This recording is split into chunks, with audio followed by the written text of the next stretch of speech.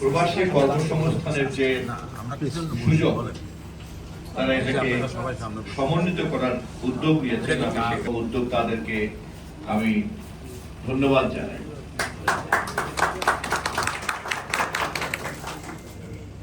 সবার আগে বাংলাদেশ এই চেতনাকে আমাদের বাস্তবায়ন করতে চাইলে যে ক্ষেত্রগুলিকে আমাদের গুরুত্ব দিতে হবে তার মধ্যে কর্মসংস্থান এবং রেমিটেন্স আয় করার পরিধিকে বাড়ানোটা আমাদের জন্য অত্যন্ত জরুরি। আমাদের দেশের অর্থনীতি এতটাই পঙ্গু বিগত সরকারের লুটপাটের কারণে আমরা এখানে একটা বড় বিশাল ঋণের বোঝা নিয়ে জনগণের ভোটে নির্বাচিত হয়ে একটি ফ্যাসিবাদী সরকারের ধ্বংসযজ্ঞের উত্তরাধিকার হিসাবে রাষ্ট্র ক্ষমতা গ্রহণ করেছি জনগণকে সেবা দেওয়ার জন্য, এবং সেই পরিস্থিতি আমরা কম বেশি প্রতিদিন মানুষের সামনে তুলে ধরছি। কিন্তু অতীতের ভুলকে ব্যবহার করে আমরা নিষ্ক্রিয় থাকতে চাই না। আমরা অতীতের ভুলগুলিকে চিহ্নিত করে সেখান থেকে শিক্ষা নিয়েই আমরা আমাদের ভবিষ্যৎ পরিকল্পনা নির্ধারণ করতে চাই।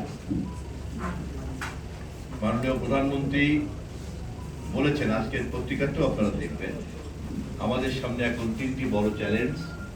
সেটি হচ্ছে আমাদের এই ভঙ্গুর অর্থনীতিকে স্বনির্ভর করা, আমাদের দেশের আইন শৃঙ্খলা পরিস্থিতিকে আমাদের স্বাভাবিক পর্যায়ে নিয়ে আসা, এবং আমাদের যে কাঙ্ক্ষিত এবং ঘোষিত প্রতিশ্রুতি অনুযায়ী রাজনৈতিক সংস্কারগুলিকে যথাযথভাবে সম্পন্ন করা। আমাদের সরকার, আমরা ইতিমধ্যেই এই কাজে হাত দিয়েছি।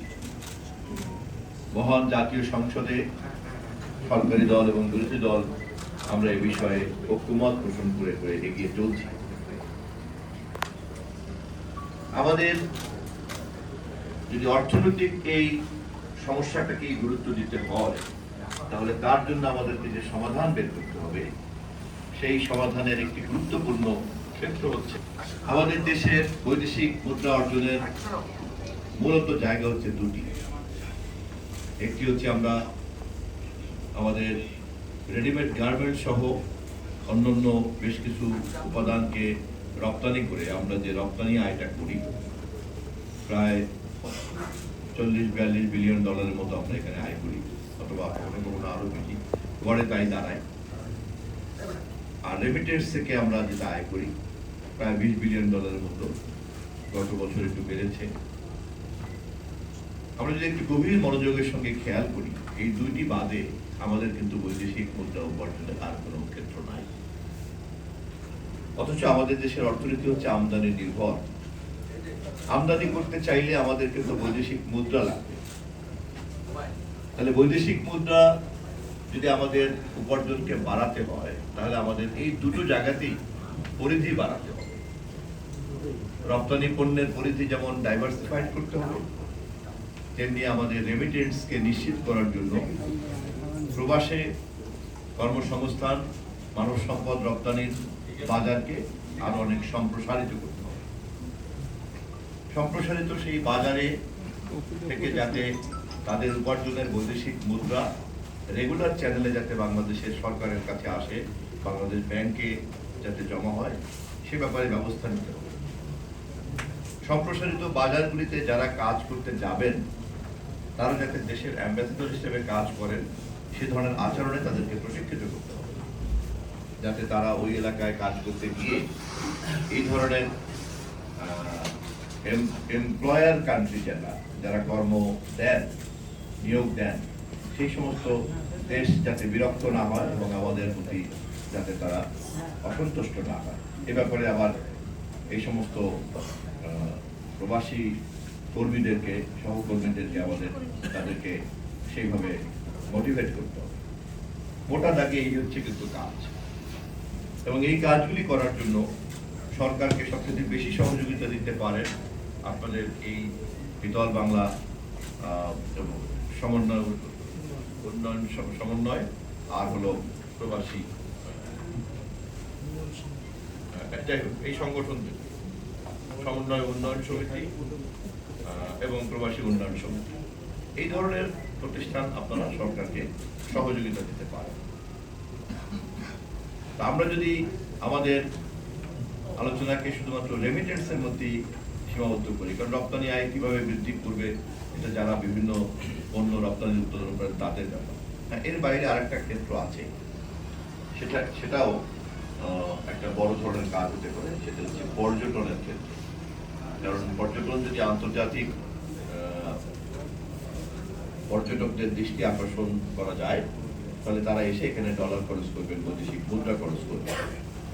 যদি আজকে কুয়াকাটা বা আমাদের কক্সবাজারে এমন পরিবেশ তৈরি হয় যে হলিডে করতে বিদেশ থেকে সবাই আসবেন এবং বৈদেশিক মুদ্রা এখানে খরচ করবেন, যদি সেরকম অবকাঠামো তৈরি করা যায়, তাহলে এটা আরেকটা ক্ষেত্র হতে পারে আমাদের বৈদেশিক মুদ্রা উপার্জন।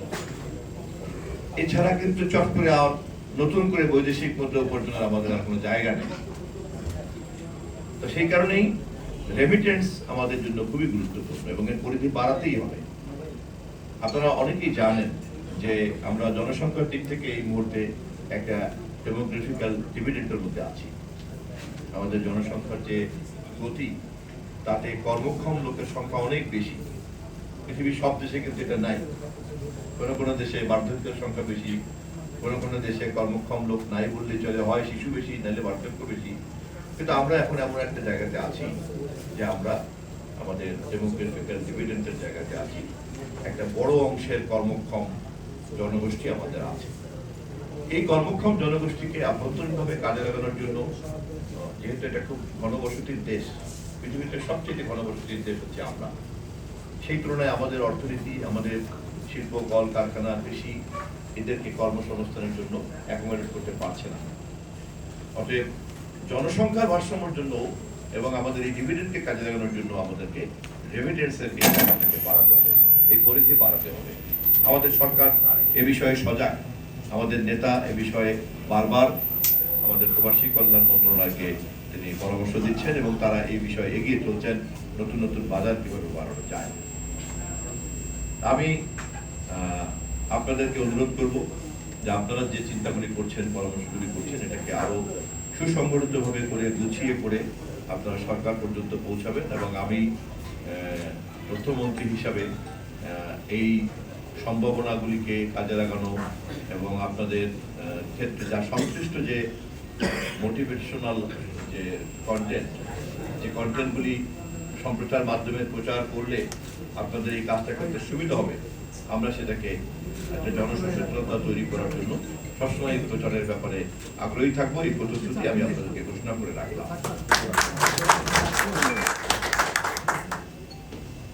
কর্মসংস্থান শুধুমাত্র যে আমাদেরকে অর্থনৈতিক সমৃদ্ধি দেবে তাই নয়,